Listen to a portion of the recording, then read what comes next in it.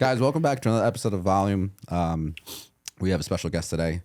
You might know his brother. He goes by Raz, but his brother goes by Yaz, but this is Raz. He's, I guess, co-founder of D1 Brands, and he's going to talk to you a little bit about his business and story, and we're going to just dive right into it. So, welcome, dude. Thank you for coming on. Thanks for having me, guys. Appreciate it. Yeah. Thank you. First podcast.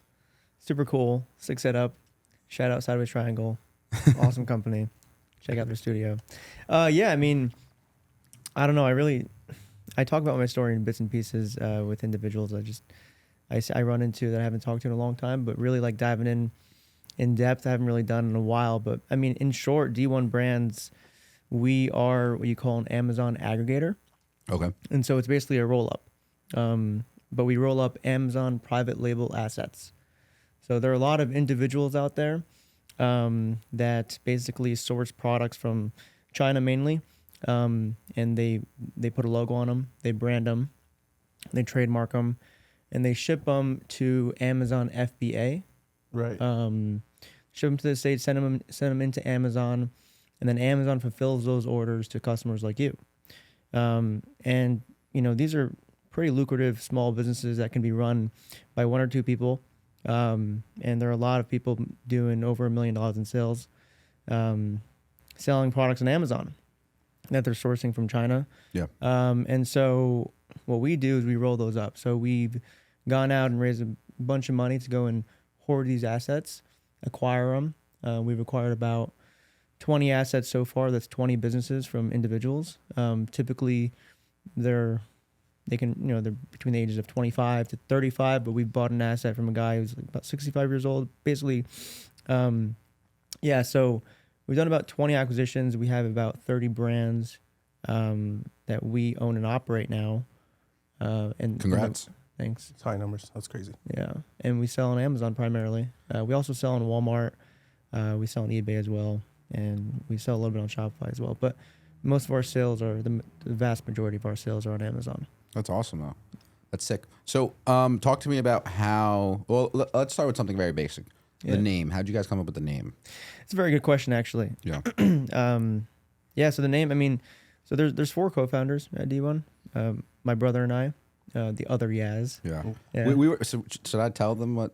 Yeah. So his brother was supposed to come on. It was going to be a duo, but now you get your own episode. Yeah. And your brother will have his own episode. So stay tuned for that in a couple of weeks. Yeah. So it's you and your brother.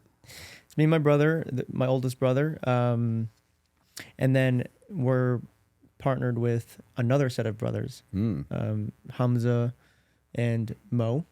They're brothers. Yeah, we all got together and kind of, started this thing. But basically, I remember we were sitting at a table, and my brother was. We were all brainstorming, names. And by the way, the name doesn't matter. Like, Yeah.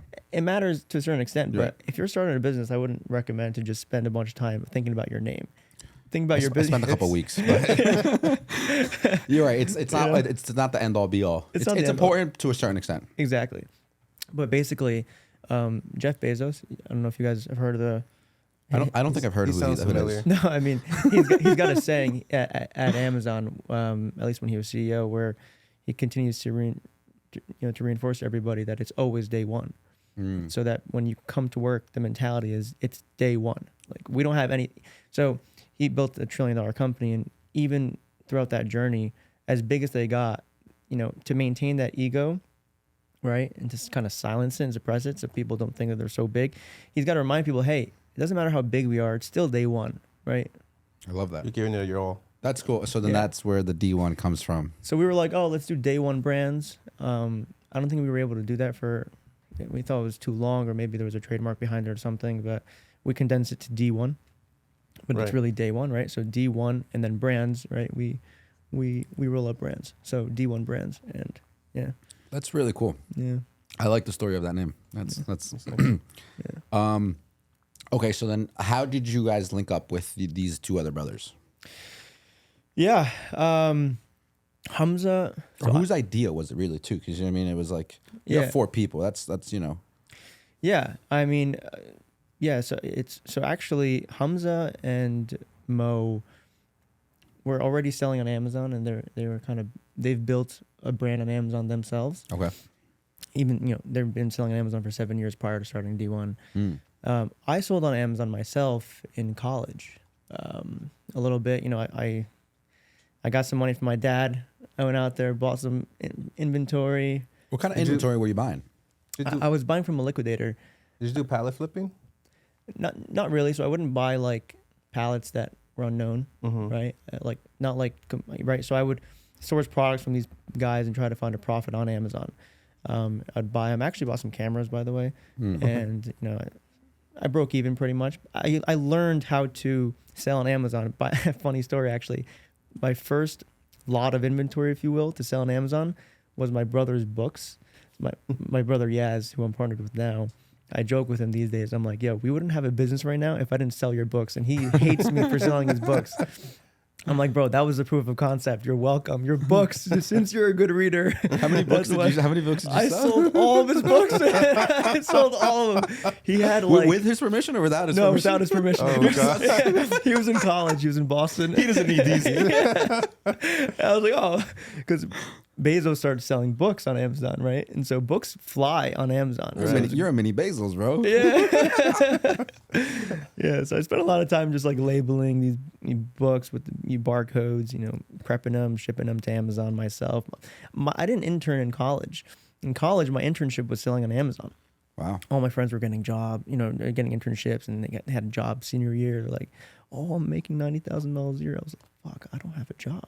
Yeah. I don't know what I'm going to do. That was kind of my senior year. It was kind of nerve wracking because I would like look at these job descriptions and not relate with them. And be like, I don't want to do that. Like, I just didn't know anything about it. And I didn't think I was cut for it. So I don't know. Like, I graduated college having no idea what to do next. Yeah. Yeah. I went home and I was like, Dad, like I need something. I need to start making some money. He's like, all right, I'll pay you $500 a week. Come to the office tomorrow. I'm like, perfect. And I started doing that for 6 months with my dad. You know, obviously he's a builder. So I kind of got the whole in and out of that business model. And then it wasn't really for me. And I was like, wait, I think I want to continue the Amazon thing. And so, and then I met Hamza. Right. And then, you know, so he was a seller. I met Hamza, and, you know, there were a couple companies out there doing this concept of rolling up these assets. And I was like, look, I have Amazon experience. I've been selling for a couple of years. He's like, I have Amazon experience. He's been selling for 7. And I was like, well, my brother Yaz at the time, he was doing equity research on the buy side at Fidelity in Boston. So basically he'd go around the US and meet a bunch of CEOs and operations managers and understand these business models and pick and choose whether or not it was a good investment for Fidelity. And so Fidelity, they invest in stocks for the long term. Yeah, you They invest don't your money trade. into them and then they... Right. Yep. And so Yaz would literally tell the portfolio managers, hey, this is a good stock to pick. I met the CEO. This is their operations. This is what I think the company is going to do in 5 years, et cetera. And so Yaz has all that background. And so I was, you know, slowly I would tell Yaz about Amazon. He'd look into it, et cetera. And then, you know, he was a perfect guy to raise capital. And so basically that's how we all paired up together. Everyone had their own skill set. Everyone had their own skill set. Yaz brought the money, right? And then the rest is history. So first we raised money from friends and family. We bought a couple assets. That was a proof of concept. We knew how to sell on Amazon. We had to buy a couple assets, prove that to investors, then raise the capital. And that's what happened. That's how we kind of were able to raise money to acquire the number of assets we've acquired. Because all these assets we acquire are multi-million-dollar deals. Yeah. Yeah, that's crazy, dude. It's I remember, so I think the last time I actually saw you was at your guys' office, which you guys don't have anymore, right? That's right. You came for the headshots. Yes. Yeah. That was like in like Brooklyn or something. Yeah, that was in Dumbo, Brooklyn. Yeah, you guys had a really cool office spot. Yeah. We went on the rooftop, took some pictures with the drone and everything. Yeah. But so you guys were there. What year was that for you guys? Like, was that year 2, 3? That was from year 1 to 2. 1 to 2. Yeah. So right now, you are 3 years in. We're about 3 years in. Okay. It's like 2.5, but really it's like 3, right? For the family, right? It took like 6 months to really like get the company on the ground. Right. Yeah. Okay. So, but you guys had the office space, but now you don't. Correct. You guys have switched to remote. That's for the correct. most part, right? What was the reason behind that? And I get that it's a digital business, so it makes sense, but like, Yeah, I know it's a great question. I mean, we started the company during COVID, and so when we started, we were able to work from home, cut costs on that. We started hiring people in the U.S. wherever they were. We're just looking for the best talent. So Right. our employees are scattered throughout the U.S. We have a lot in the tri-state area, but most of them, not the majority are on the tri-state, in the tri-state area. And then we have, staff overseas as well. But we moved into the office thinking that it'd be good, and there are a lot of pros. There are definitely pros to being in the office, but we moved into it. But we realized that everyone was so accustomed to working from home, and we didn't make it mandatory for everyone to be in the office. We didn't even make it mandatory for them to be in the office 1 or 2 days a week. We just made it totally optional. Yeah. And so it was kind of like a hybrid approach. If you were around the area, if you lived in the city, come on over. If you want to move to New York and be in the office, you could, but you don't have to. It's a headquarters essentially where. Yeah. Yeah. But then it became like, okay, like whenever people came to the office, it was just kind of like a social hour. And like, because it wasn't strict. Like, because if you're seeing people that you work with on Zoom once a month or twice a month or once every 2 months, then when you see them in person, you want to show face. You want to build that rapport with them, build that relationship so you can work efficiently together. Right. So it wasn't really work focused when people would be in the office. I mean, it was a 20-person office, but really like on average, there were like 4 to 5 people there a day. Right. And so we were spending like $15,000, being in Brooklyn per month. Might as well save that money, hire us, right? Yeah. So we got rid of the office, and it's still fine. I mean, like our business is doing well, just being built over Zoom and with a Wi-Fi connection. So Yeah. yeah. Yeah. Yeah. No. So you guys were there for what, like a year, 6 months? What was that for? A year. A year. Yeah. 1 year. You can ask something. Oh no, I was just saying. I didn't want to interrupt you. I'm sorry. No, you're good. Yeah, and then you came over and did the headshots. Yes. That was fun. Are you guys still using those headshots? We're still using those headshots. That's cool. Yeah. Yeah. Yeah. Has okay, so then you guys went back to remote. You really went remote. Oh, yeah. I really went remote. Yeah, that's you went off the grid, right? For those who don't know, we're laughing because Raz now lives in Colombia. So he went from Dumbo, Brooklyn, $15,000 a month office to just, I'm going to go to Colombia and work from there. Yeah. So this is that story. I moved into Manhattan. I lived on Wall Street when we had the office in Dumbo. Easy commute. And then I moved out. We got rid of the office, blah, blah. My home base is in New Jersey. Yep. That's where my family lives. So I moved out of Manhattan, went there for a couple months, and then it became the winter. And Jersey winters are very, very, very difficult to withstand. Dude, it's 30 degrees right now. Yeah, it's Outside, cold. it's 30 degrees. It's cold. And like last year's winter, it was brutal for me because I was in a 400 square foot apartment on Wall Street, and it gets really windy down there with those tall buildings. Yeah. And so and then there's like hot air in the apartment. Anyway, it gets really cold, right? And I'm stuck inside all the time. You don't really get sunlight. There's no vitamin D. So I was like, I didn't have a good experience. This year, I was like, I'm gonna avoid the winter entirely. So I called up my buddy Rob, and we literally looked at Google Maps, and I was like, yo, let's go somewhere warm.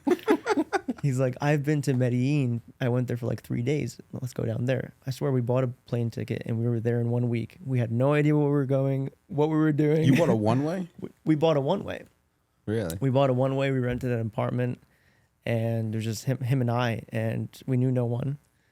And then by like week 1, week 2, by the end of week 1, week 2, we were going to dinner with like 10 Americans.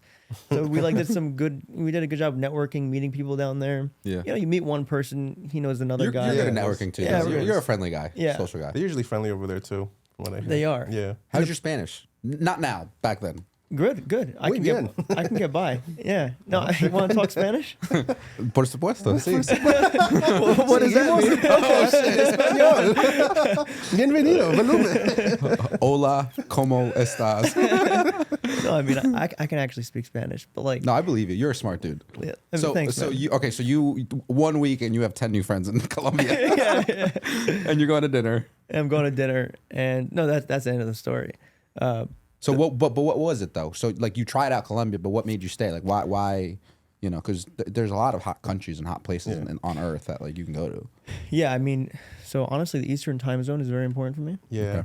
So Colombia is so actually when I was there, it was the same time as in Jersey, but then it was daylight savings last week. It switches by an hour. So now it's 1 hour back. Yeah. But yeah, the Eastern time zone is important because I have U.S. employees. I manage a bunch of brands at D1, and that comes with managing employees as well. And so like I have to be up at a certain time.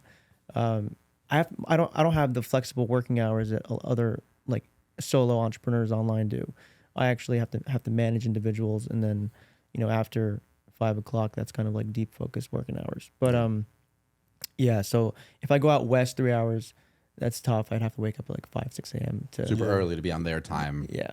And then obviously you have this ocean. That's Then at the ocean, I can go to London. I've thought about this, man. I've really London's not warm. no, and it's not warm. It's cloudy. That's the problem, and it's cloudy. So like finding a warm place with the right time zone, go down South America. It's perfect. Yeah. Was that your first country in South America? It was. Oh, nice. Yeah. Nice. Yeah, I've never been. Definitely. Yeah. Yeah. Like, I want to go to Colombia. I'm Peruvian. It's Ecuadorian. I've been to Ecuador. Cool. It's real nice as well. Nice. But like Colombia is definitely next on the list. Dude, you should go. It's super Yeah. safe. Yeah, from what I've heard, and they've done I a would lot come of visit you. remodeling too. To Yeah. the country itself. Yeah.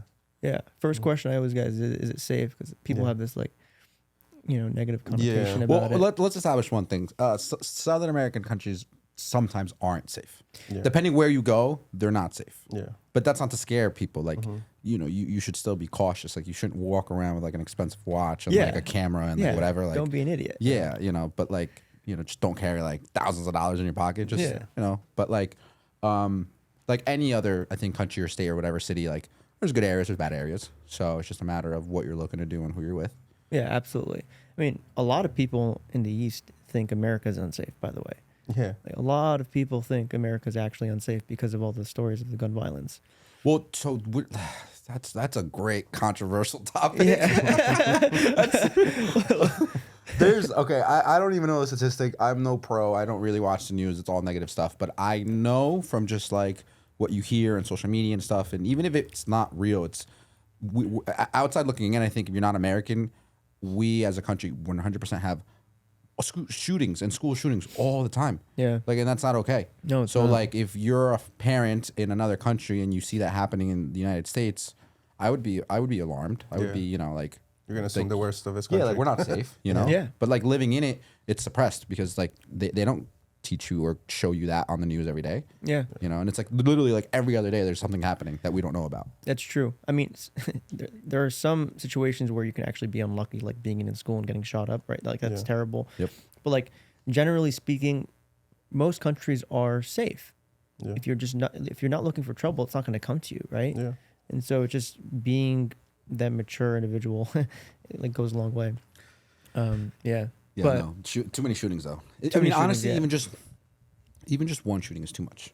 If it's a child, if it's a person of color, if it's whatever, just like nobody should be dying. Really, I think that's really the point. Yeah, I agree. Yeah. So, what's your setup now in Colombia though? All right, so you've been there now how long? A year? No, I've been there for 3 months. Oh, so this was recent. Yeah, I just got back like 3 weeks ago. I've been seeing your videos and I keep commenting. I'm like, Yeah, you keep, you can comment. You're really good at video, dude. I have great video editing skills, don't I? they're not bad. I fuck around with them. I'm like, yo, are you a filmmaker? He goes to me, he's like, are you hiring? The real reason why he left. I need a remote guy from Colombia, bro. Send us some footage. Been out there for 3 months. I did what I said I was gonna do. I avoided the winter successfully. Nice. I mean, it's pretty cold now, but we got 1 more month here, and then we're through the rough. Do you plan on coming back during the summers, or what do you plan on doing? No. I mean, maybe. I don't know. I'm a very spontaneous guy, honestly. I don't know what I'm gonna do next weekend. You know what I mean? So, actually, I do. I'm going skiing, but generally speaking, like I have no idea what I'm doing 2 weeks ahead. So, I mean, look, I don't have any plans to do that. The number one thing for me is just making sure I'm staying focused and keeping the balance. Like about a year ago, I don't know if you guys realize, but I'm looking a lot bigger. Going to the gym? Going to the gym. There you go. I started going to the gym a year ago, and which totally changed my life. But I really had to make it like a lifestyle change, and so I've done a lot of traveling over the last year as well. But I've been very, very cognizant about going to the gym, keeping my routine, because otherwise the traveling does not work. If you lose focus and you're fucking around and you're trying to build a business, it's not going to work.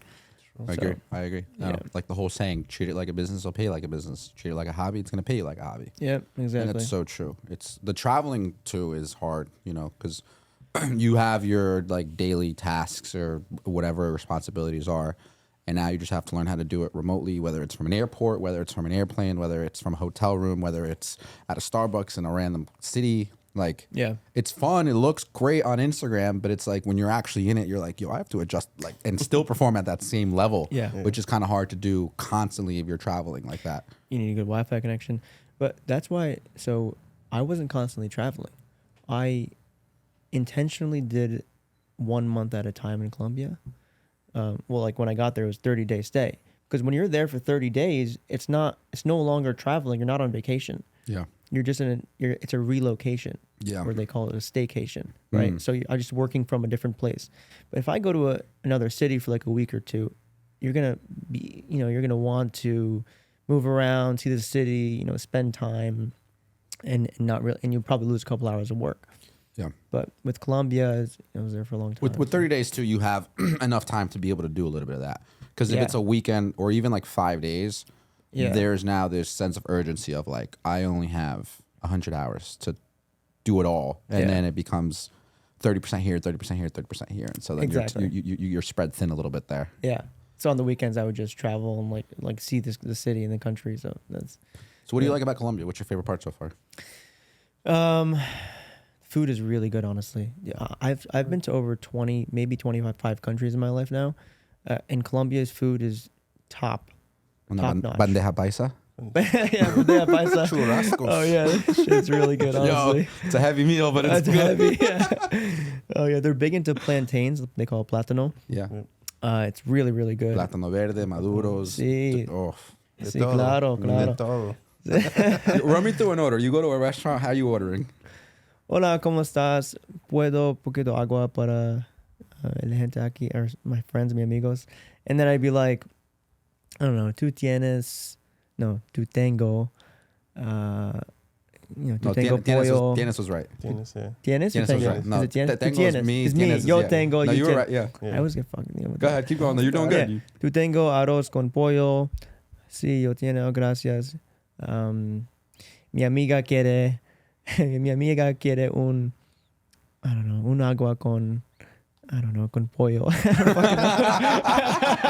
that was good. I don't You know. can order, you're But- good with that. But I can get by for sure. A lot of it's body language too. yeah. But yeah, I mean, yeah. I look, it's been 4 weeks since I've been there, but You're a little rusty. yeah, a little rusty. Dude, that was great. Yeah. That was good. But I also had, we've had housekeepers, growing up. For and, sure. And they all speak Spanish. So I've kind of like cheated on my Spanish homeworks growing up, with my housekeeper. She'd help me out. Yeah. So there's always kind of been Spanish around my household. Also, my brother works with a lot of Mexicans at the job site. So he's constantly dealing with Spanish individuals, a lot of Yeah. Ecuadorians. And so I've been at the job. So I've worked. You've been around I've the been culture. around that, You've been yeah. around like the Hispanic speaking community there. Yeah. Yaz is fluent. It's crazy. Yeah, he's good too. Yeah. He jokes around in Spanish with us. Yeah. That's Does. just funny hearing Yeah, it. Oh, he's yeah. funny as hell. Yeah, he's I love funny. it, brother. Yeah. It's funny because I was looking back on that episode and I was watching it, and it's just like, it's honestly just like, it's all just not for lack of a better word, it's bullshit. Like we're just bullshitting the entire time. It's like I'll try and ask him a serious question. I'm like, yo, so how does this? Like he'll just throw that subject, toss it right back with something else. Like, and what? And then we're just talking about like his like just whatever, bro. Like, it's That's funny. Yaz. Yeah, that's your brother. But if you talk to Yaz about work, about his business, yeah, you're like, whoa. Like when you talk to Yaz about real estate and development, like he knows things that you just don't know because you're not in the field, but like that's his shit. yeah, You know what I mean? Like that's his expertise. Anything else is kind of like it doesn't really matter, which I kind of like the way he balances, his thought process and the way he goes about life, because nothing really matters, but what you're focused on. And he takes pride in that, and people love that personality too. He has no ego, clearly. You guys see that. He doesn't like talking about himself, right? yep. Yeah. And here's me talking about myself, right? But No, but this is intentional. This is like, Yeah. it's a Yeah. good opportunity to plug something in and share that with the world. You know, you guys Yeah. are doing something cool. What are you guys at now? Like, I guess company level wise, right? Like, I mean, Yaz was telling me off camera, like you guys have like a couple hundred employees now. Yeah, we have about 100 employees now, Like internationally too, right? Like that's just like U.S. and international. how do you deal with? Well, I guess the people who live in other countries, they have to speak English. Yes, that's one of the main things we vet Yeah. and during interviews. It's like how good is their written and oral communication in English. And so, all right, what's some of the brands that you guys are acquiring and everything that you're partnering up with? Like, what's some of the cool brands that you guys are like either super proud of or just like, you know, just because, you know, when I came back to the office, you guys just had like all these different types of things going on. And it's just like, Yeah, I mean, like, so remember that these brands that we own, we've purchased from another individual who had an idea one day to brand a certain product in China and start selling it on Amazon and started making millions of dollars, right? Every single person we've acquired from is now a millionaire, right? That's awesome. Which is crazy because, like, if I'm going to talk about the products right now, which is kind of insane. Like, you'll just you'll never believe the numbers that these products put up on online on Amazon, and it's people like you and I just genuinely needing those products and just shopping naturally on Amazon for them. I buy so much fucking Amazon. Yeah, it's not even funny. Oh yeah.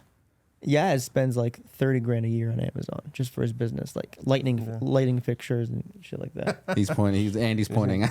Oh yeah. We have a couple shopaholics in this room. So yeah. So okay. I'll give you an example. Yeah. So we're the #1 bestseller of food storage containers. Really? Plastic food storage containers. Like the little meal prep thingies. Not the meal prep thingies, the ones that you put on like your counter and kitchen in the kitchen. Okay. So you can store rice in them. You can store cereal. Yeah, the plastic or like glass ones with the lids and With stuff. the lids. Yeah. Okay. Very, very generic, right? Yep. But like that market is huge. Yeah. It's a huge market. And by the way, we get the data of how big these markets are. But that's one example. We're also the #1 bestseller of kitchen towels. Kitchen towels. I've been to a lot of Airbnbs. I shit you not.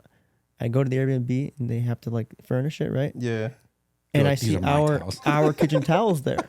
It's crazy. And what makes these towels? Is it just the quality, or just what is these towels? Good looking towels at a good price, and then people just buy it. Good I might have price. to buy some towels for you for the hotel. Yeah. Very good price, but of course the material is great and they're very competitive in terms of quality. But the #1 thing that customers look at, I mean, what do you look? You tell me, when you shop for whatever you're shopping for, what catches your eye on the Amazon? When page? it has that Amazon bestseller, it's definitely a plus. It's like a stamp of approval. It's like a validation seal there. That's like, oh, okay, I'll still probably cross reference it with like 2 or 3 other things, but like for the most part, I've noticed Amazon prices are all within like maybe a $5 or $10 range. If we're talking about like your everyday household things, Yeah, for sure. If we get to like technology, that varies by hundreds, but like and I also, for me, 3 things that when I'm buying Amazon as a consumer, I look for the price. I look to make sure that I can get this within a couple of days. I'm not waiting, because when it doesn't give you a date or when it says like it's going to take like 3-4 weeks, like I'm looking for something that's going to come this week. Prime badge. And I'm a Prime member, so I just when I can get something tomorrow, that's just blows my mind every single time. So the price, the availability as far as like how quickly it's going to ship to me, and then definitely the stars and the reviews. I'll go through and be like, okay, like if like the images aren't there, like it just, or like the reviews aren't there, it makes me a little skeptical because 100%. It's like there's nobody's talked about it. It has low ratings, or it's a new product that just got launched onto Amazon, and then it just. I don't care. Like if this one was, let's say, I don't know, like this red cup here, it's $10, but then there was another one that's like 13. I would probably buy the 13 if it just looked better online versus the $10 one because it's just like recently launched. Yeah, exactly. And that's what it is. And so these brands that we're acquiring, we look at these criteria. We look at the reviews. We look at the ratings. We look at the price point, how competitive they are in the market. Yeah. And then that's kind of like how we make our decision to buy these assets. I mean, those are a couple of the criteria. But yeah, man, like our kitchen towels have the most reviews, the best rating, and they're the best seller. You want to plug in those kitchen towels? What do you mean? Just like, I don't know. I know there's not like a link. Like click the link above. Is there a brand for it? Like, yeah, of course. It's called Zepoli. Zepoli kitchen towels on Amazon. How about those home storage containers? That's a chef's path right there. Hey. Ooh. Chef's path. I yeah. hope you generate like some that. sales from that. Thank I really you. hope you do. Appreciate it. Yeah. But we don't really market outside of Amazon. We don't. I mean, we do. We drive traffic externally onto our Amazon listings, but the majority of our marketing spend is on Amazon. It's paying per click on the Amazon platform. Got you. Yeah. Let me just digress here. So it's 4 of you guys. You guys are business partners. What is like your role? What do you oversee as far as like D1 brands? Like, what are you kind of in charge of there? Yeah. So, I mean, as a co-founder, the roles when you're starting has changed dramatically to where we are today. Right. Yeah. I mean, we're still wearing a lot of different hats. I'm still wearing a lot of different hats, just because I have that institutional knowledge and so and the historical knowledge, and I'm in control of like a lot of administrative tasks as well. But today I manage, I manage half of the portfolio, so half of the brands that we've acquired I oversee personally. I manage the brands. That's managing the P&L, managing the people that are operating the brands, delegating tasks to them to ensure that we're doing everything we can to grow these brands. But we have a lot of different departments for sure. But yeah, man, I mean, like from the beginning, in the beginning, Hamza and I, Hamza is one of the co-founders. We kind of built up the operations for the business, which is really half of the business. The other half is like the M&A, finance, accounting, CEO stuff, which is what my brother and Mo do. And so, yeah, I mean, like we trained and developed a lot of our SOPs. It stands for Standing Operating Procedures. A lot of our processes, the systems that we currently use today. And we built up and trained these individuals that are now our employees and that continue to work for us. But, and that's kind of like, the foundation of the business. And then moving forward, once you have an established business, it's continuing to think about new ideas and strategize new initiatives to continue to grow the brands to the next level. So that's in a nutshell what I do. I mean, I handle half of the organization's brands. But yeah, it's a big operation. There's a lot of really smart individuals in our organization. Super proud of the team that's been built, and it's really remarkable.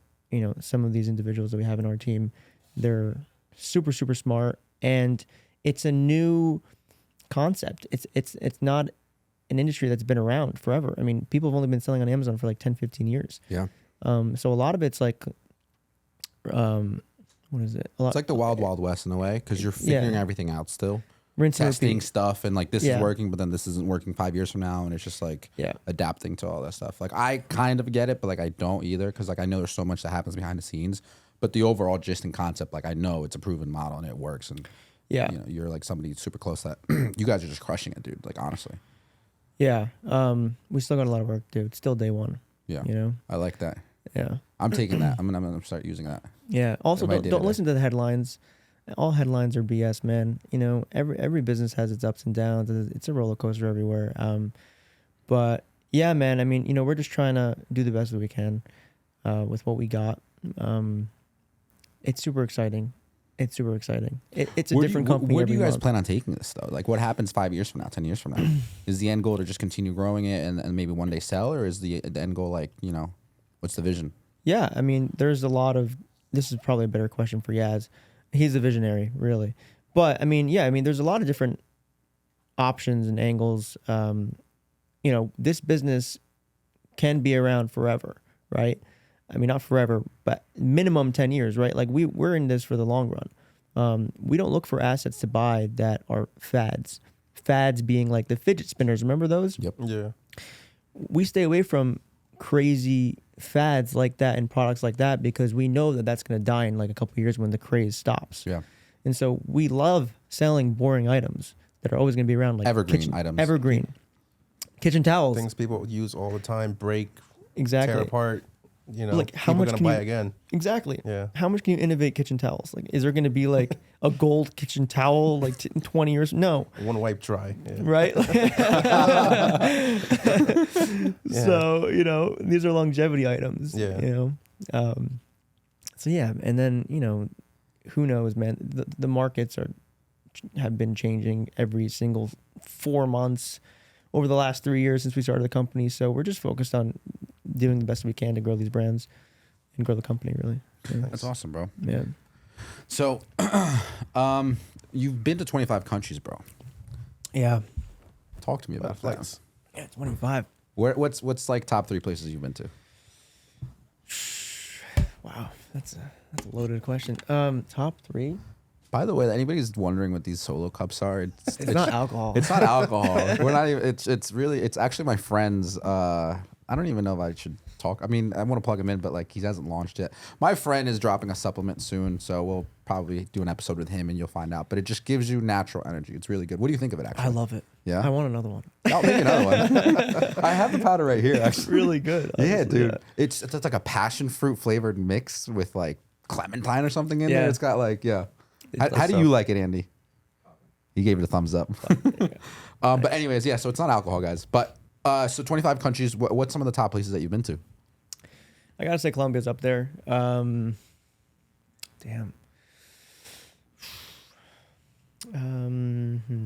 Dubai. Dubai's up there. Turkey's really nice. I've been to a couple places in Turkey. People love Istanbul. Food there is incredible.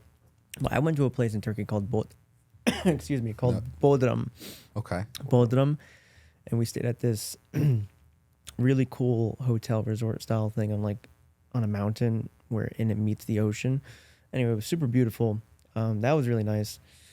Yeah, man. Isn't Turkey where they have those hot air balloons that go up? Yeah. Where they have like it's like in that like the wild, like kind of. Yeah, it's called Cappadocia. Yeah. Or Cappadocia. You were there, right? I didn't go there. My parents went there. Oh, really? They did the whole hot air balloon experience. They wrote it. Yeah. That's like the festival thing where they all go up. Or I is don't that- know. Yeah. You see it on Instagram. It's so Instagrammable. Yeah. Would you ride a hot air balloon? Yeah. Yeah. I definitely would. Oh my gosh. Would you? Yeah, why not? As long as I got an extra parachute in there too. I've been skydiving, so I'm not like too afraid, but it's just like Oh, I'm scared safety, shitless of heights. You know. But I've done skydiving, Yeah. and I would get on the hot air balloon. I Yeah. would just be like Yeah. knees weak the whole Why time. But I face my fears, though. You know, Yeah. got to get in there. Why not? Yeah. You've gone skydiving, right? Yeah, I got once. Yeah. In San Diego. It was fun. yeah. I mean, dude, the way like roller coasters, right? People have died on roller coasters, Yeah. but like how many people are dying on roller coasters? We only live once. People Yeah. have died, not to get morbid, doing anything and everything. Exactly. Like you die on your bed. Yeah. Like you just so Yeah. I can die right now. yeah. I mean, there could be an earthquake and this whole thing will collapse. We're not gonna talk about earthquakes right now. I'm sorry. Too soon. Too soon. Did you hear about? I think it's Africa. Did you guys hear about this? Where like the countries kind of getting split or something like that, like Africa and Yeah. Asia, Really? where it's like there's like a new ocean that's going to be created over like the next I don't even know like couple decades. Couple Yeah. decades? Well, yeah, Yeah. because Sounds pretty soon. I mean I'm no scientist. I'm just telling you what I see. Like It's just splitting though, yeah. there's pictures online where like just like a road just split in half, and it looks like it's like a giant hole. It's not like a Yeah. little like crack in the ground. It's like it is like a hole, like Yeah. and like It's gonna be its own water will continent. fill this. Wow. for sure. Yeah, That's insane. yeah, Wow. yeah, Oh my god, you gotta send me something on that after yeah. this. I'll send you that. Yeah. So we'll try and we'll put it up on this episode so people know what we're talking about. Yeah. 'Cause, dude, it's crazy. You heard about it? Yeah, no, I saw it's pretty deep. Yeah. Dude, it's just like you're gonna have to build some bridges or something because like you have a divide now in like certain cities or states or whatever. Well, not states, but you know what I mean. Is it enough to like make another continent? Yeah. That's what they're saying. Eventually, it's That's what they're saying. it's drifting. Yeah. I'm no earth scientist, but tectonic plates and Yeah. just the split there. I mean, dude, like I know the news covers, pretty much only bad news, but there have been a lot of natural disasters recently. Yeah. It's kind of alarming. It's kind of scary. The weather change, just in general, is kind of crazy to me. I haven't been to 25 countries, but I do my fair share of traveling. And like I was in like San Francisco, and like it was just like super weird weather out there, when it was supposed to be nice. And then like here in New Jersey, it's like we're in March right now, right? And typically, what is it? Is it April showers brings May flowers? Is that Yeah. how that saying goes? Yeah. It's like last year, I don't even think it rained in April, but it started raining like May and June. Yeah. So there's like, we didn't get really any snow this winter either. No, that was the weirdest thing. So Yeah. it's just like, Yeah. it's just the climate as a whole is changing Yeah. vastly, and it's, I don't think we'll be around for like real serious effects of it, but Yeah, it will happen one day yeah, if we don't change something. I remember when I was a kid in Jersey, there were snowstorms every single winter, and I would go and I would go door to door with my friends and shovel the snow for Yeah. $20, right? Yep. But like, there's no snow these days. Yeah. I can't even tell my little brother, yo, go shovel the neighbor's These kids yard. don't have snow days anymore. Yeah, there's no There's snow no days. days. That's There's crazy. no- yep. There were snow days all the time when we were younger. I remember that. It's kind of crazy. Yeah, man. Dude, so you were somebody that we talked about in your brother's episode when we talked about Vemma and you being 15 and a sophomore in high school. Want to talk about that? Yeah, I mean, you were right there with me. I was. What about it? Yeah. It's you know, it's weird. It's like, you know, like we're friends obviously, but like it's like you make me kind of feel old a little bit, you know. We're not even that like I'm different. 25, bro. No, I'm 28, so I'm not really that much older than you. Like, I know what you mean. It's just like it's because like, you know, like to me, like I always relate back our relationship to when I first met you. So sometimes like I have to remind myself like you're an adult, you know, and I don't mean that in a bad way. I just mean that in like it's just like my brain processes it like where it's like, oh, like yeah, like It's like your little brother. yeah, in a way, like Yeah. it's almost like you're like a little brother of mine, but not really. Yeah. But it's just like I just view you like Roberto on the team. You haven't met Roberto. Speaking of Gen Zs, he's got the haircut going on, and he's 25. And Wow. same thing. I look at him, and like when we hired him, he was like I think like 23 or something or 22 or whatever, and it was just like. You know, it's Yeah, like, no, it's like, I bro, got you. I forget. I'm like, yo, how old are you? Like, you're 25. Like, so it's just like, it's just like, I don't know. It's a mental thing. But anyways, you were 15. You were a sophomore in high school. Yeah. Talk to me about that, bro. So your brother, who introduced you to this opportunity, and you know, as a sophomore in high school, really, why did you take that up? Right? Like, what was different? What appealed? Yeah, I mean, so I was 15 years old. I was a sophomore in high school. Adam Shoki came up to me. Oh, He invited Adam. me to an event at someone's basement. I heard Luke Kish talk. Love Luke Kish, by the way, great guy. By the time I saw he came up on a screen. And there was a couple of people presenting in person, and he came up on a Zoom, and he was talking about Vemma and whatnot.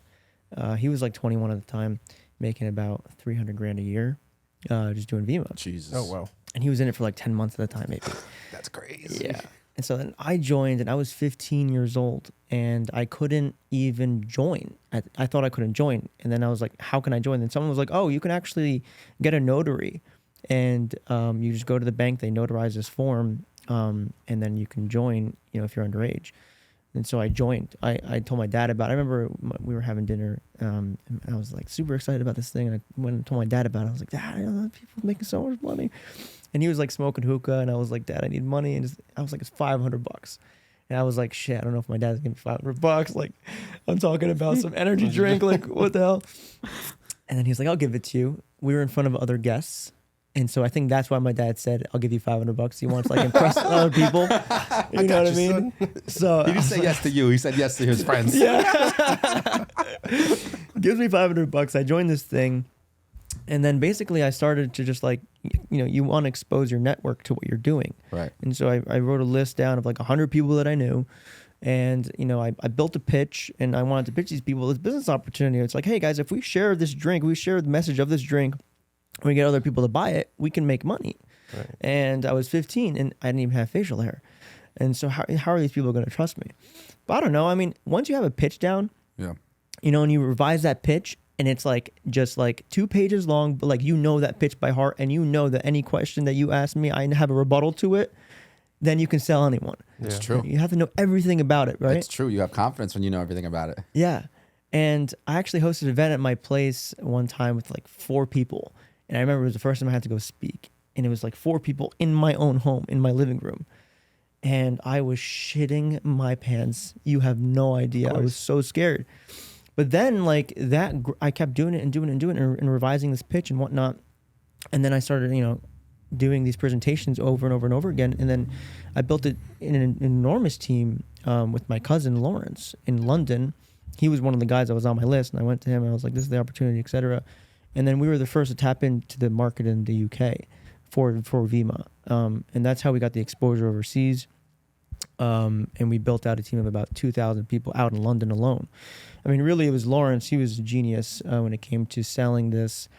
You know, he was on his own over there, and he kind of just set up a bunch of events with people over there. And I flew out a couple times, and we were just presenting in front of groups of 50 people, different places, and it grew. And that's kind of how.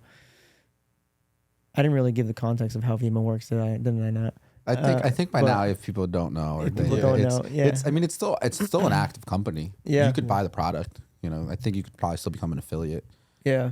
It was just affiliate marketing. That's all it is. Yeah. It's like, it's word of mouth advertising, right? You just tell a person who tells another person who tells another person, and eventually it's exponential growth, and you have a bunch of people under you, and you make money from what they sell, basically. Yeah. It's like me having an Amazon affiliate link today and saying, hey, Yeah. go shop these towels. Exactly. Plug right here. Buy these towels. Yeah. Exactly. Did PK Barreco ever call you or reach out to you or anything like that? No. No. What, recently or at the time? No, at the time. I'm just saying, like, I shook his hand. You open up London and this guy doesn't call you. Like, what's going on here? Yeah. Dude, that was me. No. I shook his hand on stage. I was a diamond leader at the time. Yeah. And there's like hundreds of people going up on So, stage but- and shaking his hand.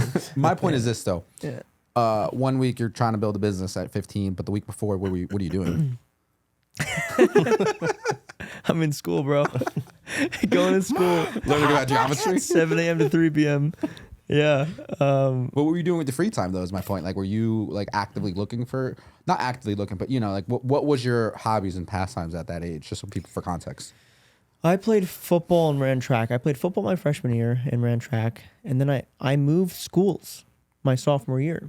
So my sophomore year, which is when I was introduced to Vemma, I moved schools, so I didn't know anyone at the school. Then I found Vemma, and that became like my friend group and my network. So Cameron Road is when you moved? Like, that was, were you guys still in Saddle River before that, or different? No, we were in Cresskill, New Jersey. Cresskill, but then Cresskill too. And then Cresskill, that's why you Saddle had so River. many Cresskill kids come up to those parties. Right, yeah. Dude, these parties. The parties. If there's one thing we don't talk about, no, we could talk about that. No, we don't have to go in depth about that. My parents know now, don't worry. Do they? Yeah. Sorry, mom and dad. So Yeah. just for context, Raz used to throw these crazy parties at like 16 with like a DJ. It was like an indoor-outdoor, like 3-floor party with like 400 heads. Yeah. And like, I don't even, like, he was just facilitating, like, someone's like running the alcohol, somebody else is getting the stuff. Like, they were cool parties, not gonna lie to you. Bro, it was a whole operation. Yeah. I would go at lunchtime, just collect $7 from everyone. And by the end of the day, I'd have like $300. And then I had like a couple guys that would just like run the whole thing and invite everyone and like get everything situated. This is the shit you literally see in movies. This is the shit you see in like these like Netflix shows where you're like, all right, like the one kid, he's got the house, he's got the friends, we're fucking throwing a rager. No, it wasn't like that though. I had risk management. You know, I had people at the door.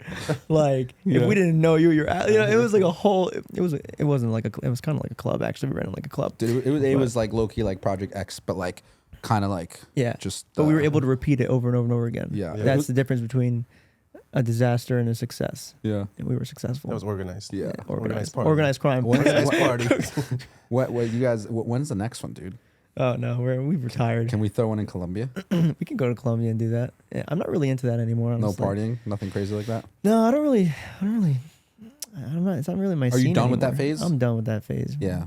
Way done with that phase. Yeah. Yeah. I mean, I'm glad. Honestly, like, it's good that I got it in my system when I was younger. Right. You know what I mean? I'm able to focus now. I know. I was talking to my brother about this today.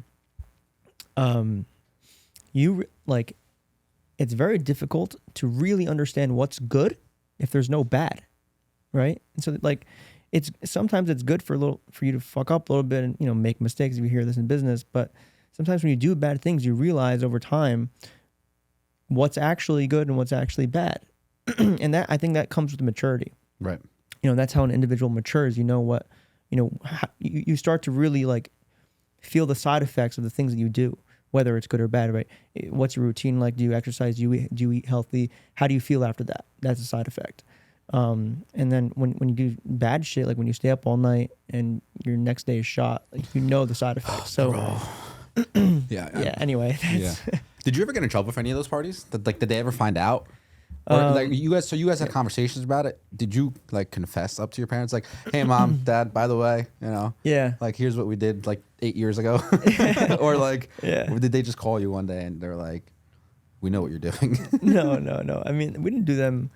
So It wasn't like an every weekend thing. No. But it was definitely like at least like 4 parties a year. Yeah. I mean, like my parents are very spontaneous with traveling. So like literally it'd be like Thursday and like I'd come home from school. I'd be like, hey, I call my mom and dad, like, where are you guys?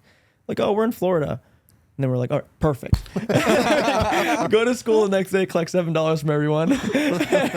And what's funny is your brothers were like all for it too. By the way, this wasn't me. This was them. Oh, yeah? Don't blame it on me. I just kind of in the background. That is true. It was like your brother invites 20 heads, you invite 20 heads, he invites 20 heads. Yeah. Before you guys are four. Well, your brother was too young. Your brother, dude, would come and your littlest one would. So he would like again 400 people, 200 people parties, no exaggeration.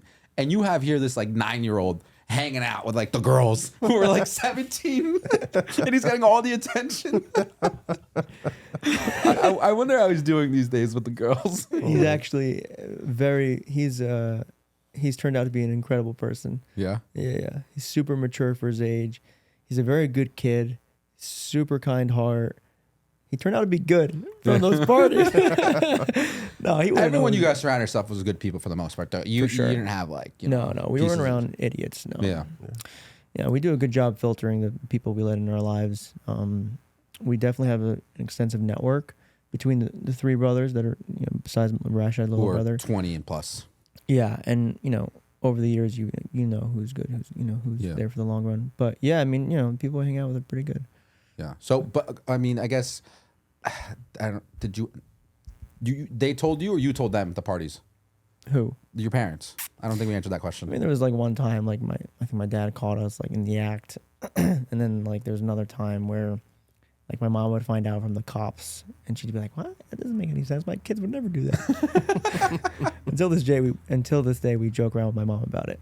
But I mean, like, look, like we were always good kids. Like we got good grades in school. We turned out pretty good.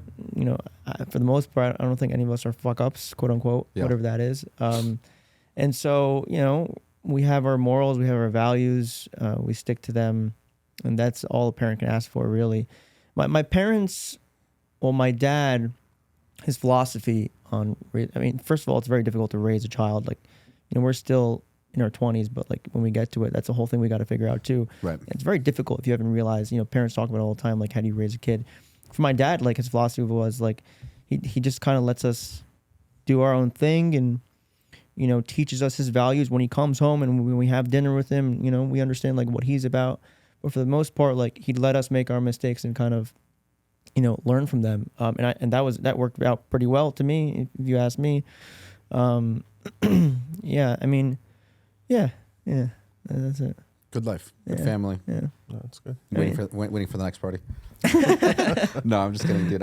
Dude, it's just I don't know about you, but I can't stay up late anymore. We stay up late, but like, I'll stay up to like maybe like 4 or 5, like once a month or something. Like now, at least I've switched back because I used to just I was talking to somebody the other day, and they were more mature and definitely older than me. They were like probably like late 30s or 40s, and it's different once you have like a family and kids, because there's now another form of discipline and routine where you have to get them to certain places or school or pick them up, and so your day shifts as far as like your productivity and just versus like me, where it's like I'm not married with kids, so I could freely really do whatever I want, and that's I'm taking advantage as much of that as I can right now, because these are the years to grind. These are the times where you can just, do whatever, whenever, and hopefully use it to like move your life forward.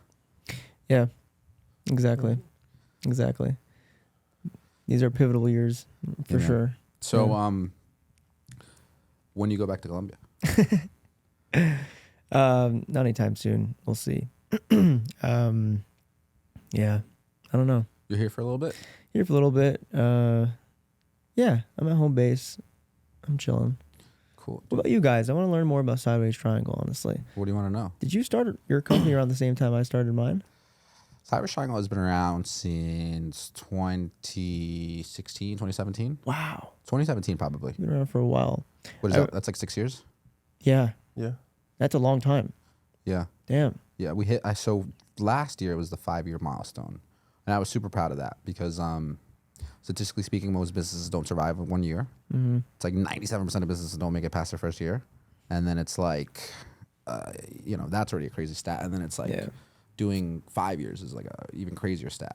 Oh yeah, I remember you had a drone to start, and you were just like taking pictures of real estate properties, and that was what I remember. And then you started the podcast, obviously, and then you started doing these really cool videos. Not only real estate, what else do you do? We do a little bit of everything, honestly, dude. I mean, this day and age, it's so like literally almost anything and everything, right? I think the only thing we probably haven't done is like a full documentary or like movie. Yeah. Where like, it's like a big budget production. But any like sort of medium size, small size project, I think we've done. But yeah, I mean, I just, like for me though, like kind of like with your guys' motto with like the whole D1 day one, I always, in my head, it's always like, all right, we're just getting started though. That's how I view it. So I don't say day one, but in my head is always like, all right, like it's a new year or it's a new month. Like we're basically in the end of March now. So like, we're about to start the second quarter of the year.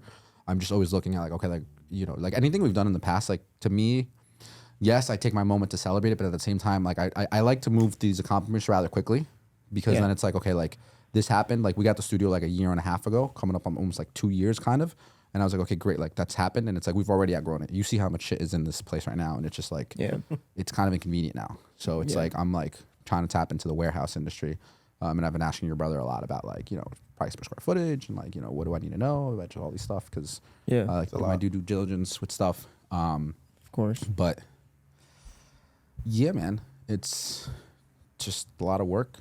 Very, very, very humble beginnings, It's fantastic, just dude. started an idea in like, I think like my mom's house in my bedroom or something, and just bought some equipment. You know what's funny? I took out money from Montclair State. I took out a loan, like one of those like how like you borrowed money from your dad. Yeah. Well, I was like, well, my parents aren't gonna like lend me money to start a business because it was like, who the hell am I, right? Like I have nothing to prove to them, And then so I was just like, okay, like where's the one place I can go get money for free, basically, where they're not gonna tell you no? And I was like, school. Montclair? Yeah, like you go to like financial aid, and I was like, hey guys, like I need like $3-5 grand or some shit like that for That's it? like, yeah. I mean, it was like I took a very low risk, just a couple thousands of dollars, to buy stuff, and then everything else was honestly just bought through like actual just work. It was like, okay, like doing X amount of shoots to save up like $1,000 to buy the next piece of equipment. Yeah. And it's like doing that again. And then surely the numbers grow, Yeah. You go from like $50 to like $100 to like a couple hundred to a couple thousands to a couple of tens of thousands. And then it's just like, and then it's like, now it's just like, once like if you learn it on a micro level, how to do some of these operations, some of these transactions and sales and reinvesting back into the business. Now that like, I kind of deal with like a little bit of bigger numbers, like it's not scary because it's just like, if you could do it with little money, like it's the same thing. It's just bigger money. It's bigger risk, but it's not like, Yeah, but you're already reinvesting in the business for the equipment, right? So how big is the risk? You just got to execute. Exactly. Yeah. So I always looked at it like I was very, what's the word? Every piece of equipment that I bought needed to make money. Yeah. It wasn't like I would just buy something dumb. Right. Like now I probably buy dumb stuff. Like candles and hand sanitizer.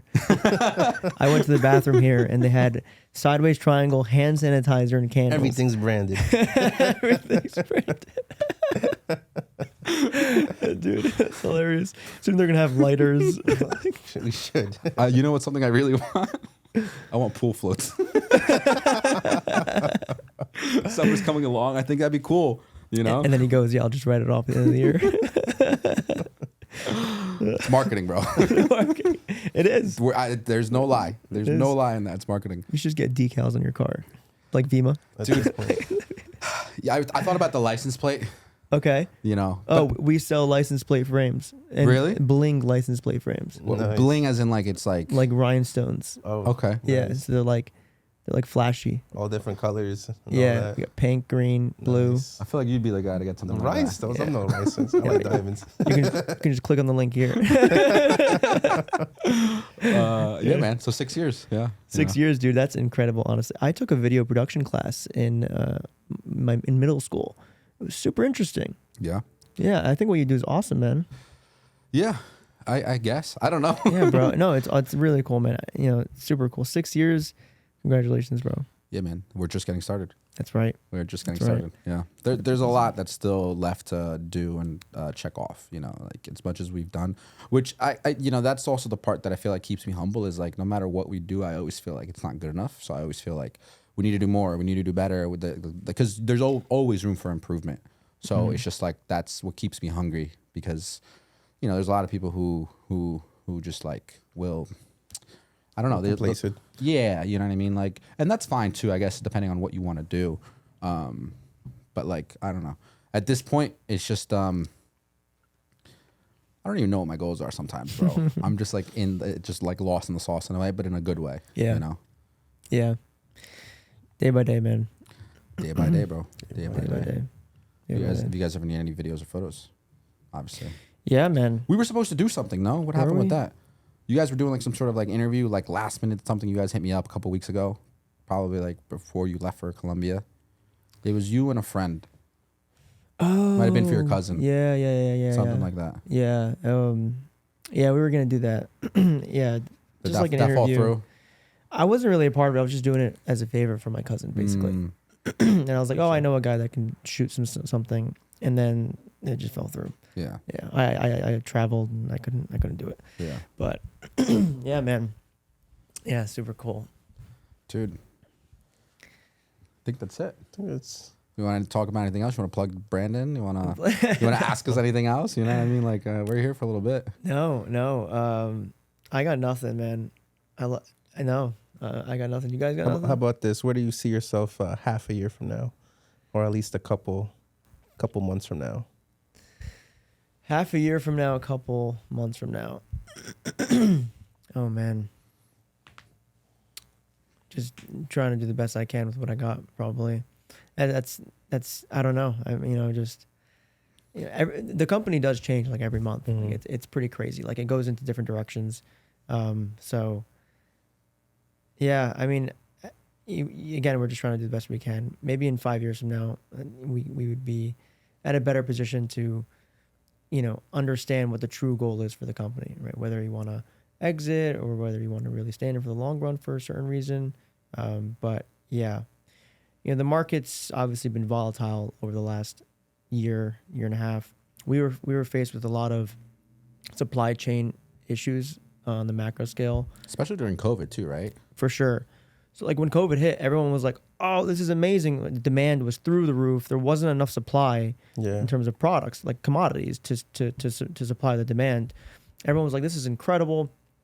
Everyone was profitable because they were price hiking to conserve their inventory. Right. And then when I saw that, I was like, "This is ridiculous. Like this is not good. It's good for the next 6 months, sure, but then you're not going to have enough inventory." And guess what happened?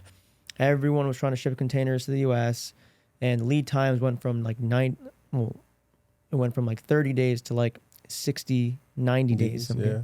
That's just ocean shipping. Mm-hmm. And so a lot of people, including ourselves, we didn't even have inventory at a certain point after COVID to supply the demand on Amazon. You guys all know e-commerce sales went through the roof, right? So it wasn't really that great because we lost a lot of money by not having the inventory on time. Also, the freight container cost went up 10x. So, like for people that don't know, shipping a container from China to the East Coast. And this is a good topic, by the way, because I love talking. How much does that run you? Yeah, so if you want to fill a 40-foot container, 40-foot. Is that your standard 40 foot? Yeah, 40 foot. It costs you about $2,700 port to port from China to the East Coast. To the West Coast, dude, it's like $1,200. It's crazy. That's it? Now, yeah, it's very, very cheap right now. Right now, we're at a lower price than we were in 2019 before COVID even started. So container costs are right now today very, very low. But during COVID, right, I said $2,700 to ship to the East Coast. Yeah, we were paying $25,000 per container. What does that do to your profit margins? Very good question. So when we bought these businesses, or really like any business that does like merchandise, right? The import costs are really not a huge line item on the P&L that they focus on, right? So your P&L is like your profit and loss. Right, it's your profit, right? So So it's like revenue, and then you have all your costs, and then like in those costs is, you know, one of them is shipping, right, and freight and logistics. Yep. And that's usually like before like COVID, that was like 1 or 2% of your sales is that cost. It became 10% on most people's P&L, at least in my industry or in my space on Amazon, and I'm sure for a lot of retailers as well, that was the same thing, because it went from 2,000 a container to 20,000 a container. Yeah. So imagine spending 10% of your costs on freight, which was a line item you didn't even see before, and now all of a sudden it's eating into your margins, and your margins are only like 20 to 30% to start with. What did you guys cut back on to like maintain that? Was it like you had to like get rid of people, or was it like? Well, no. I mean, in the beginning, no. We were just we had to pay it because we needed the supply. Just eat up the cost. Yeah, everyone had to pay it because you needed the supply. And forecasting your demand and your supply was very, very difficult back then when COVID was around, because you had this unprecedented demand that no one really understood, and you had to figure out how to get the right amount of inventory 3 to 6 months from now, because you have to produce the inventory in China and then you got to ship it over. That takes 3 to 6 months. At the time, it was 6 months, and you have no idea what your demand is going to be like in 6 months because you don't know how long this demand is going to stay for. Right. And then when it normalizes, okay, let's say you sell 10,000 units a month during the peak of COVID. How much are you going to sell 6 months from now? Right. Is it going to go back to what it was before at 5,000, or is it going to level out at 7,000? Who knows? But those variances are tremendous variances that were very difficult for all retailers in the U.S. and in the world to forecast. And so you had people overpaying for stock, or buying too much stock. And so a lot of retailers, what happened was they overstocked because the demand normalized so much from the peak of COVID, and they had all this inventory based on that old demand, and they had an overstock in their warehouses in the U.S. And so that's where you saw, the price per square foot probably for warehouses going up so much, because that real estate was so valuable because everyone had an overstock. They had to put their inventory somewhere. Yeah. And all the inventory became stale inventory and inventory that they overpaid for.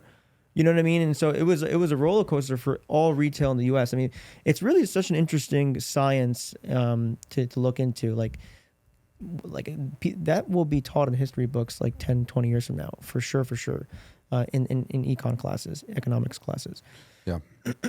But yeah, man, it was crazy. What was the question? No. Seeing yourself, a half a year from now, and But so a lot of this inventory, are you guys keeping it in a warehouse now too, or what are you guys doing with that? Since you guys are. Yeah, all of our inventory is in a warehouse, whether it's an Amazon warehouse or whether it's a third-party warehouse in the U.S. Yeah, so like we ship inventory from China, it goes on a boat, we store it at a facility that's not an Amazon facility. Yep. And then we drip feed inventory from that warehouse into Amazon. Yeah. Dude, that's super cool. What would you say to anybody out there who's trying to like do this sort of business, as far as like pros, cons, do it, don't do it. It's, Yeah. I mean, like, selling on Amazon is a great business. There's, man, I'm going to get this fact wrong, but there's thousands, this is right. There are thousands of people, individuals with 1+ million in sales or more on selling on the Amazon platform, selling products that I sell that we were talking about earlier. Yep. So it's totally feasible. It's not like rare to be successful selling on the Amazon platform. Know that. But just like any business, it's going to take a lot of hard work, but studying and researching and really understanding your niche, doing the due diligence, and just like kind of sacrificing that time to get to know the market and to get to know the business, and just like any other business. So for anyone new, I mean, yeah, you can sell on Amazon successfully and you can really make it, but just know it's going to be a roller coaster like anything else. But I think now the investment to get started is probably going to cost you between $20,000 to $40,000, depending on the item that you're selling and the cost of the item. Right. That's probably what it's going to cost you just to take a stab at launching a product on Amazon and seeing if it's going to be successful or not. So you could lose a significant chunk of change if you don't do it correctly, for sure. But there are ways to mitigate that risk and do it the right way. So yeah. Cool, man. That's awesome. Yeah. Dude, it's so interesting. It's, because like, people, you just buy on Amazon, you think it is Amazon. I mean, in a way it is, but it's just like, People like you. Yeah. yeah. Yeah. It's such a, that whole, what's the, I forget the name, but that chain, the supply chain, it's, Eco chain. yeah, it's crazy. Yeah. It's crazy a lot. A lot of that too happens. I don't know if you guys, so question for you, when, let's say somebody returns a product, does that go through you or does it go through Amazon? They return it to Amazon. And then Amazon deals with that? Yeah, you can either dispose of it or you can get it returned to your warehouse, but we just dispose of it most of the time depending on the cost of the item. Yeah. It's a headache to deal with, but yeah, returns are a bitch, but not for the customer. I mean, it's actually not a bitch for us or the customer because Amazon handles all of it. Yeah. That's the beauty about Amazon. They handle half of the business already. They give you the marketplace, they give you the demand on Amazon, and they give you the marketing channels, and they give you the facilities to store and ship to your customer, right? Like they give, so when we sell FBA, right? So they can offer our customers that Prime badge, which is, get your inventory or get your product in 1 or 2 days, which is something that us as an individual, like if we try shipping through UPS right now, we'd have to pay a supreme amount of money just to. It's a lot. Yeah. I tried shipping. I had a client. We did a video for like a 60th birthday party or something like that. So, they're older generation. Us, we're very digital, right? Hey, can you send me the photos, text it to me or whatever. But they wanted like USB drives. Or originally, actually, I think they wanted like a CD. And like most laptops and most computers don't come with like a DVR, CDR, ROM to like burn a movie or whatever into it. So it's like old school kind of technology in a way. Mm-hmm. So I was like, look, I'll give you a USB. It's probably the easiest because it's very adaptable. You just plug that into virtually almost anything now. But they wanted like 25 of them, which is fine, whatever. I mean, you just literally just download or just drag and drop and just manually put it into all of these USB drives. And then I remember I needed to ship it. So I went to UPS. So that's about as far as my shipping experience goes with products. And I went and, I think it was like $97 or something to get that done like overnight or like within like 1 or 2 days. And then it was like normal shipping was still like $30. So it was still kind of expensive. And it's USB drive, so not even heavy products. Yeah, exactly. If we were talking like, shoes or something like, these kitchen storage things which they weigh, plus the box size and the wrapping, like it's hundreds of dollars just to ship, which people don't know about. It's crazy. Mm-hmm. Yeah. Amazon's incredible. Yeah. They're not. they're a logistics company. That's all they are. They're doing it better than UPS, USPS, FedEx. They're doing it better than all of them. They took all those guys on, and they're able to offer such a cheap alternative. So when that happens, so Amazon takes care of the Prime shipping. You do nothing on that. We do nothing. Do they eat into more of like a percentage split or cut or when that kind of happens, or how's that work? Yeah. So there's a pick and pack fee. Okay. Is what they call it. It usually ranges around 20 to 25%. About 25% of your overall sales is going to go to Amazon so they can ship your inventory. Right. We also pay them another 15% referral fee, which is selling on their platform. So it can go as high as like 40-ish%? It's about 40%. At the highest, or? It's about 40% at 40, 41, 42, at the highest. And then and then you spend money on ads too, right? Right. So we can get up to 50% of sale. Yeah. But you have the demand, you have the traffic, you have the platform, they handle the logistics. So you're paying 50% to partner up with Amazon. It's pretty good. Pretty good. Keeping better to have 50% of something than 100% of nothing. So yeah, for sure. And dude, the headache, like, come on. I bought an item yesterday on Instagram. I paid $3 for shipping, but if I wanted to get it in 2 days, it was $27.95. yeah. What? Well, that's how they do it. Like that's what I would do. I would have you as a consumer pay for the shipping cost. Whatever it may be. Yeah. Shirts, hats, whatever you bought. Yeah. Amazon's beautiful because if you have a Prime membership, you don't have to pay for shipping. Yeah. I don't have to pay for shipping as the seller. And not to mention, just on the shipping side, you get all the other bonuses too. The entertainment side of things, the music side of things. Like it's crazy. Yeah. It's crazy. They've monetized tapped into such a big demographic and percentage of the world's population where they're, I guess, able to do that because you can't if you're like a little guy. No, you can't. Makes no sense numbers wise. I mean, Amazon was losing money for more than a decade before they were profitable. Yeah. Crazy, bro. Yeah. But yeah, dude, glad you came on.